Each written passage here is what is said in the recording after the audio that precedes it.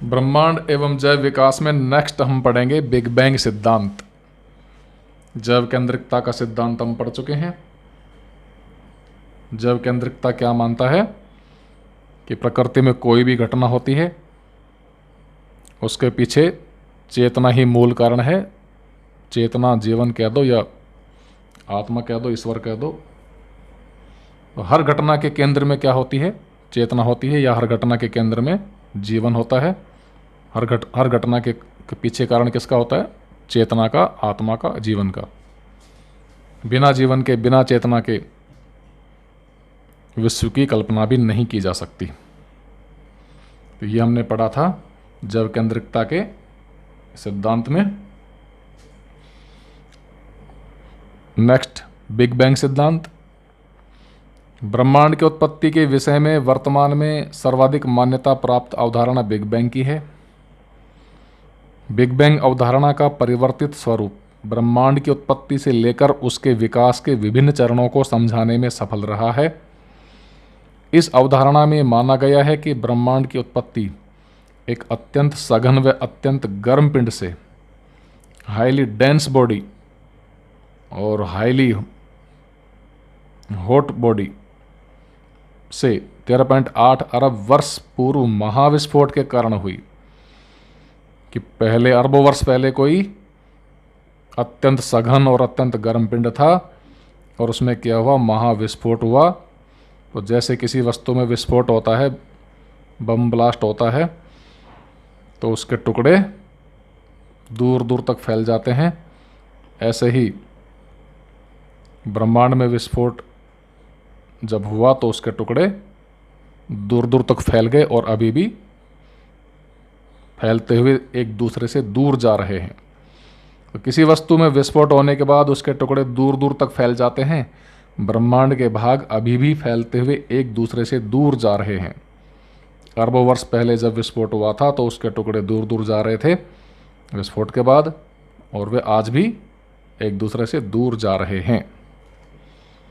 Big bang theory के पक्ष में विज्ञान ने भी कई प्रमाण जुटाए हैं, जैसे ब्रह्मांड में हल्के तत्वों की अधिकता, अंतरिक्ष में सूक्ष्म विकिरणों की उपस्थिति, महाकाय संरचनाओं की उपस्थिति, वे हब्बल के नियम को समझाने में सफलता। ऐसे ही प्रमाण हैं।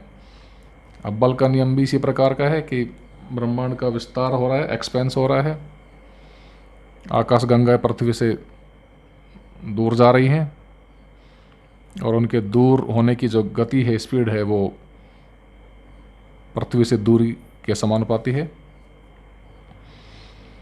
इस अवधारणा को महत्व मिलने का कारण यह है कि इससे भौतिकी के किसी भी ज्ञात नियम की अवहेलना नहीं होती है। विस्फोट के बाद हुए विस्तार से ब्रह्मांड ठंडा हुआ।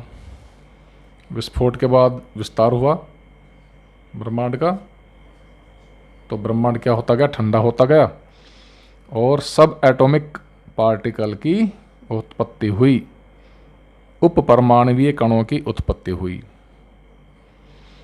उप परमाणुवीय कणों से बाद में सरल परमाणु बने, सब एटॉमिक पार्टिकल जैसे इलेक्ट्रॉन, प्रोटॉन, न्यूट्रॉन, उनसे बाद में क्या बने? सिंपल एटम बने।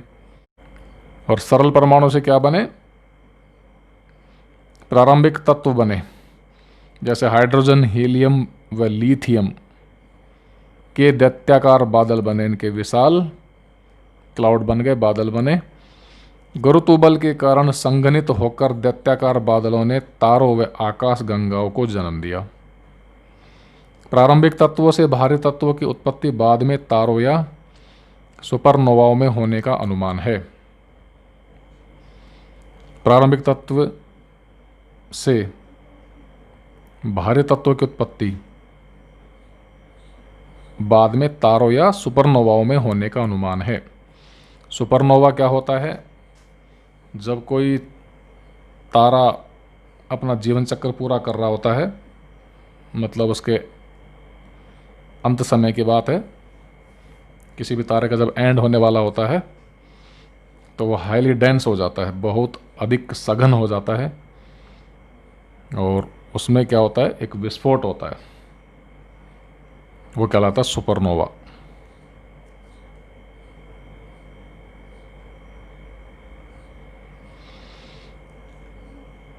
तो बड़ा तारा जब विस्फोटित होता है तो उसमें से कुछ छोटे तारे बन जाते हैं नए, कुछ न्यूट्रॉन स्टार बन जाते हैं। तो इनसे क्या होता है, भारी तत्वों की उत्पत्ति हो जाती है। तो प्रारंभिक तत्वों से भारी तत्वों की उत्पत्ति बाद में तारों या सुपरनोवाओं में होने का अनुमान है। सुपरनोवाओं के लाल विस्थापन को मापने से यह तथ्य सामने आया है कि ब्रह्मांड के फैलने की गति बढ़ रही है। जब तारों में विस्फोट होता है तो उनके पार्टिकल जब दूर दूर जाते हैं तो उसे कह सकते हैं सुपरनोवाओं का रेड शिफ्ट। तो उससे क्या तथ्य सामने आया है कि ब्रह्मांड के फैलने की गति बढ़ रही है। ब्रह्मांड का अंत क्या होगा, इस विषय में अभी तक एक राय नहीं बन पाई है। एक विचार है कि यह निरंतर फैलता ही जाएगा और ठंडा होकर जम जाएगा।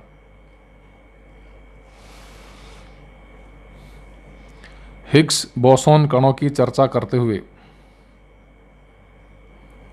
अभी बिग बैंग थ्योरी या जैव केंद्रिकता का सिद्धांत, इसको हम क्वेश्चन पेपर में उनके मार्क्स के अकॉर्डिंग लिखेंगे।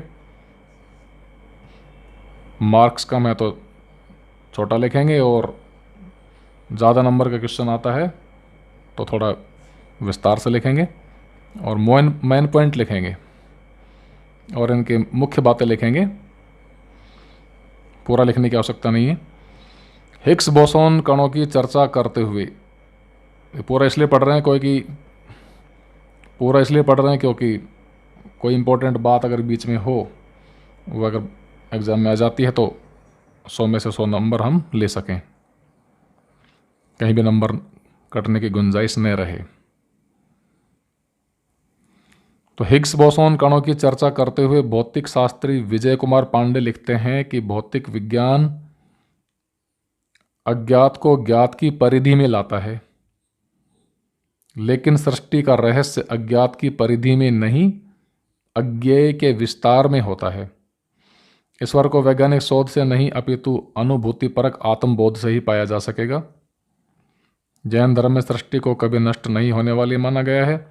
जैन दर्शन के अनुसार यौगिक हमेशा से अस्तित्व में हैं और हमेशा रहेंगे। ये यौगिक प्राकृतिक कानूनों द्वारा नियंत्रित हैं और अपनी ही ऊर्जा प्रक्रियाओं द्वारा चल रहे हैं। जैन दर्शन के अनुसार यौगिक शाश्वत है, ईश्वर या किसी अन्य शक्ति ने इन्हें नहीं बनाया। नेक्स्ट इसमें है एक्यापायरोटिक मॉडल। क्या प्रस्तुत करता है कि ब्रह्मांड की उत्पत्ति 2 त्रिविमीय ब्रह्मांडों के चौथी विमा में टकराने से हुई है। या 20 माल आएगा, छोटी विमा।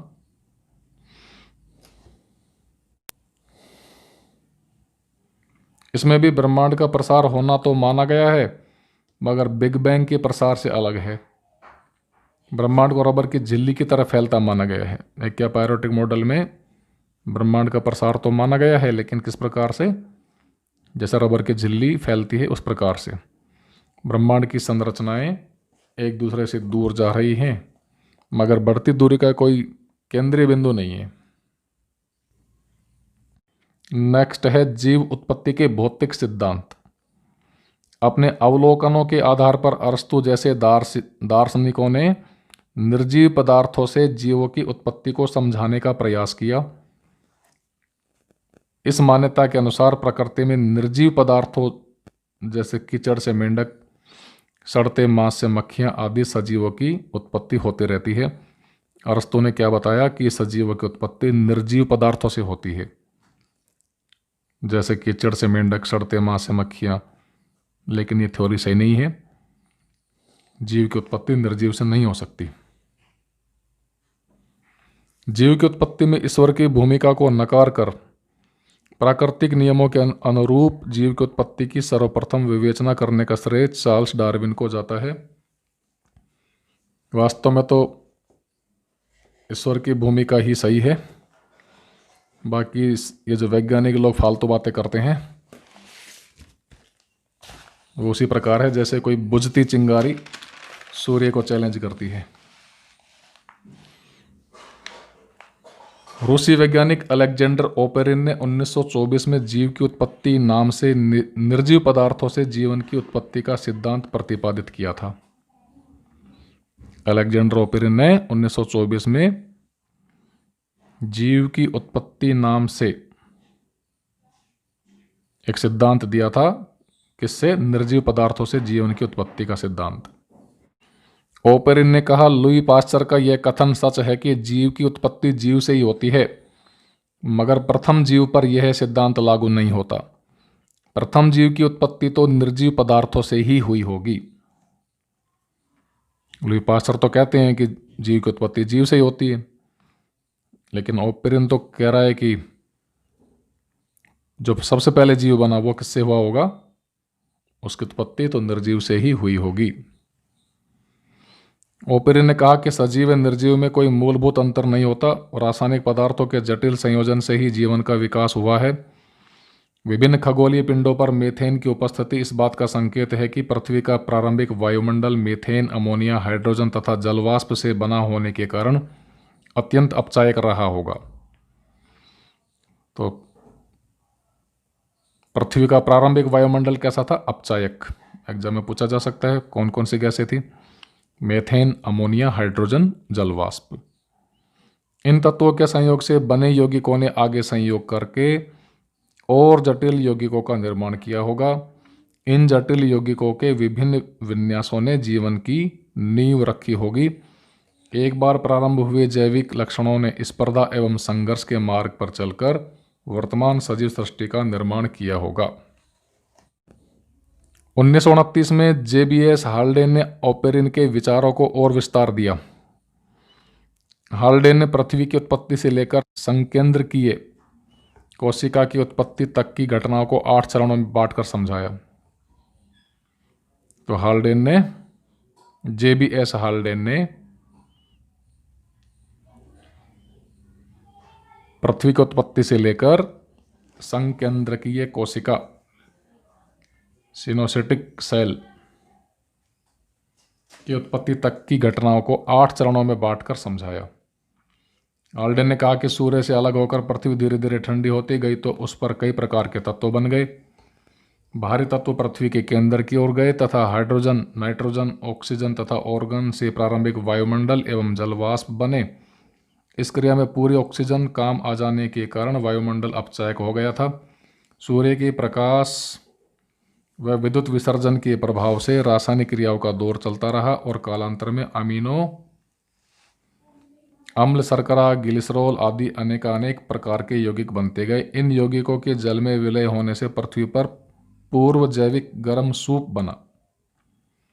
ओपेरिन तथा हाल्डेन की कल्पनाओं का कोई प्रायोगिक आधार नहीं था। 1953 में स्टेनले मिलर ने पृथ्वी पर प्रारंभिक अवस्था में अमीनो अम्ल का उत्पादन संभव लेख लिखकर प्रकाशित करके ओपेरिन व हाल्डेन के विचारों का समर्थन किया।